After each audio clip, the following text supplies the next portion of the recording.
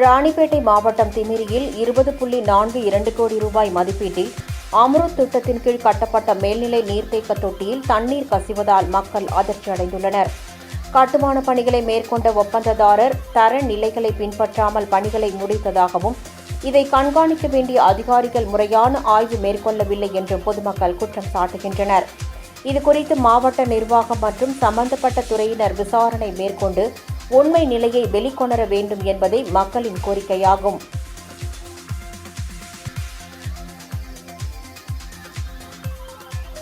ராணிப்பேட்டை மாவட்டம் ஆற்காடு அடுத்த திமிரி கிராமத்தில் 21 கோடி ரூபாயில் தண்ணி ஓவர் டேங்க்கு கட்டி 6 மாதம் கூட ஆகலை.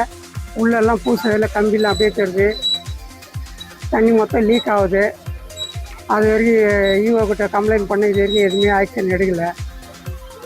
அதை அதற்குண்டான அதிகாரிகள் அதை ஆக்ஷன் எடுத்து அதை சரி செய்யும்படி கேட்டுக்கொள்கிறோம். மக்கள் சார்பாக கேட்டுக்கொள்கிறோம்.